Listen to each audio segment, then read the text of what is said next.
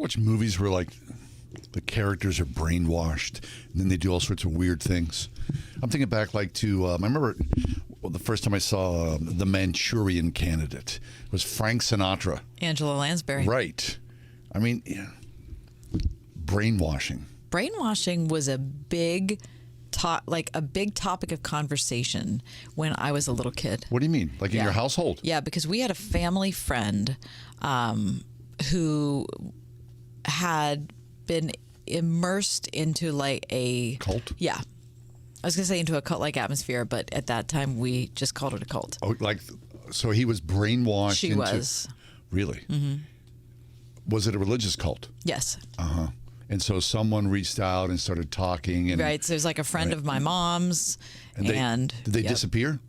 They into did the cult? not. They did not disappear, but they were not interested in keeping up a relationship with the girl's family. The girl was not interested in keeping up a relationship with her family. Mm-hmm. So she was brainwashed. And was the warning to you what? Well, it wasn't as much a warning to me as it was my mom being kind of,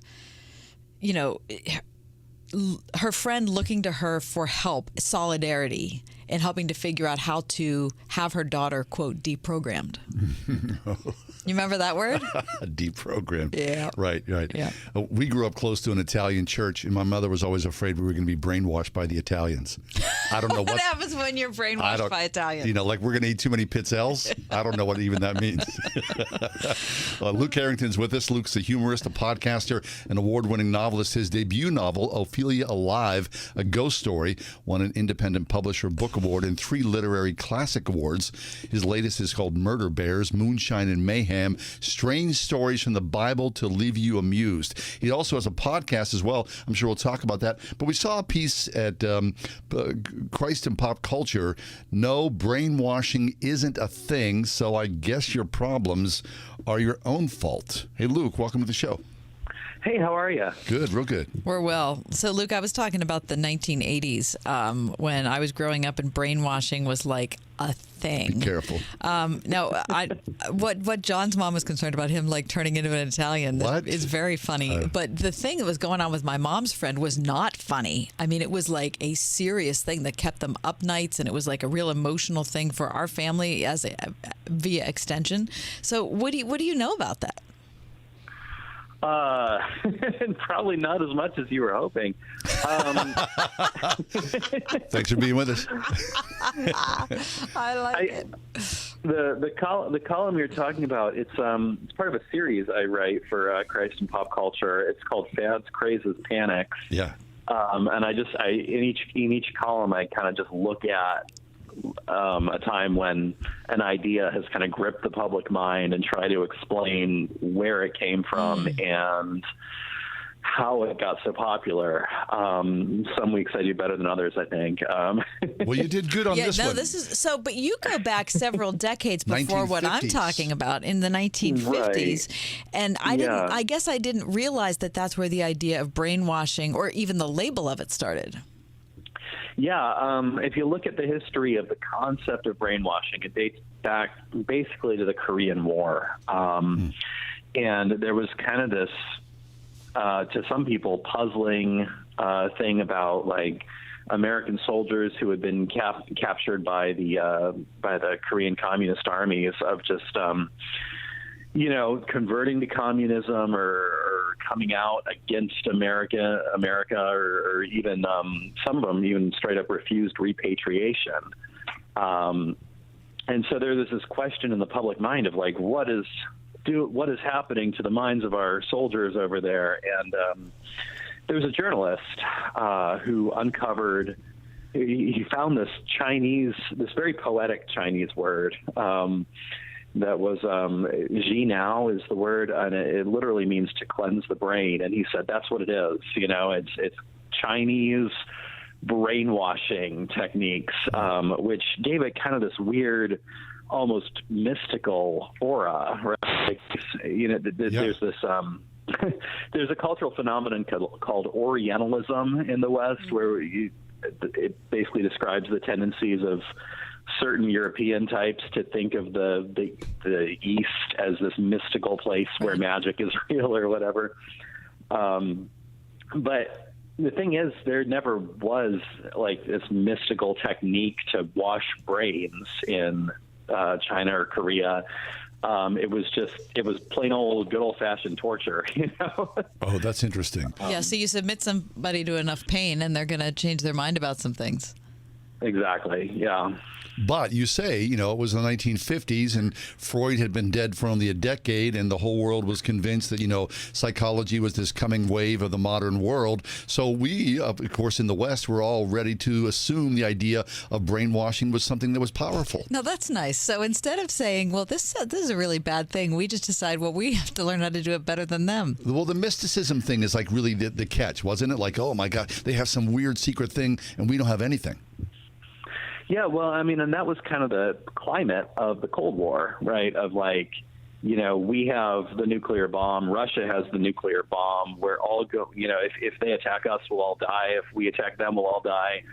And I mean, in that sort of like imitating your enemy thing had worked out really well for us in World War II, right? Like Einstein comes over and says, hey, Germany is building a nuclear bomb. We said, we're going to do it too. And I mean, that worked out well, but people were taking it to new heights in the Cold War. Like there was this question in everybody's mind of like, what's the next big world destroying weapon going to be?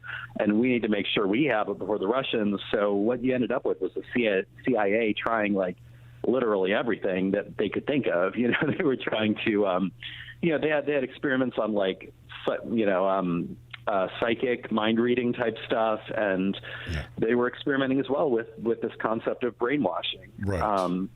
But of course, because brainwashing isn't a thing, and they had no idea how to go about it, they were really just trying everything, right? They were, they were like dosing people with LSD and that sort of thing just to see if they could control their minds that way. Yeah, and so it all ends up to be like a fraud, like, Uri Geller's, bending spoons or something. But, the vernacular of, the word brainwashing sort of took on, its own meaning. I remember going to youth group and a buddy of mine I invited, and he said, my mom's afraid that I'm going to get brainwashed by the Christians.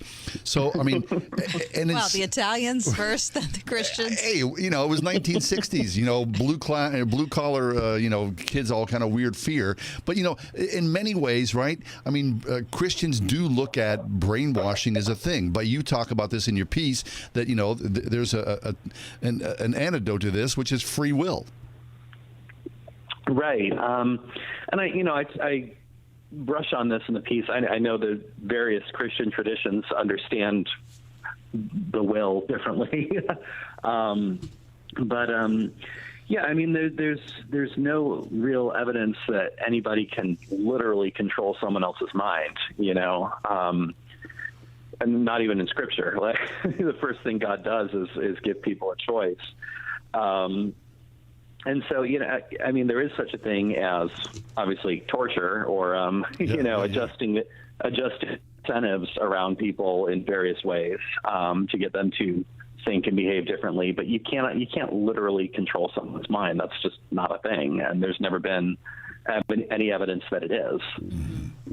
However, we're all susceptible to every kind of influence, right? Whether it's the music that we listen to or the stuff we watch on TV. And I'm not talking about I think you mentioned this in the article, the experiment that was done where, the guy flashed eat popcorn, in the movie theater. And, the subliminal messages. Right. Things hidden in ice cubes and ads. Right. So was that ever determined to work for sure? I have no idea.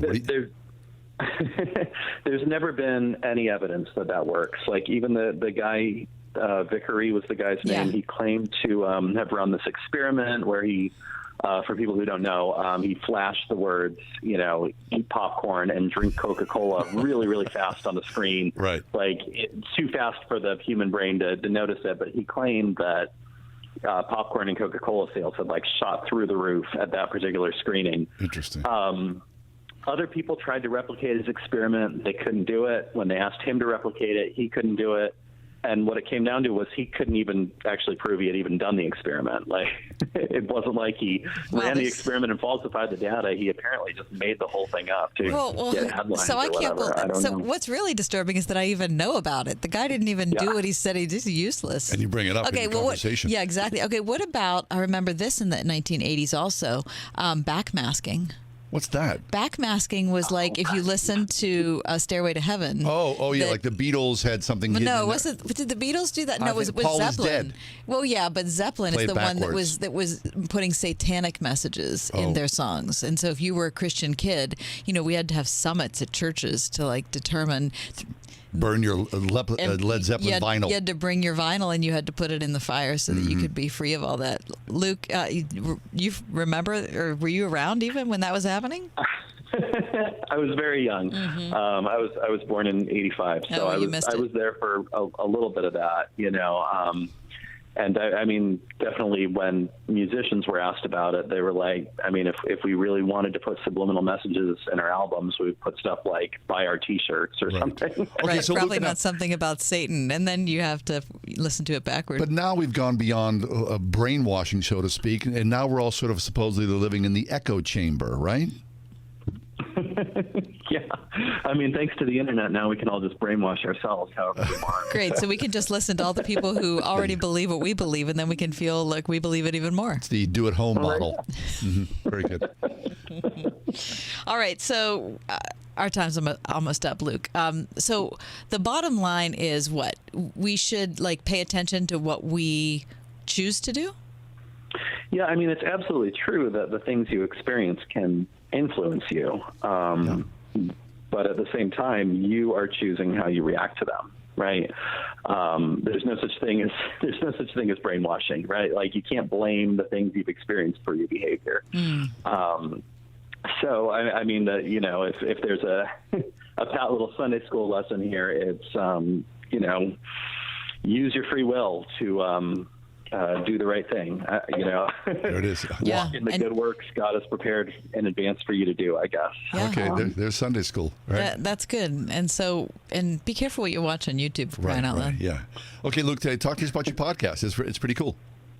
Yeah, for sure. I have a podcast I do bi-weekly. It's called Changed My Mind with Luke T. Harrington.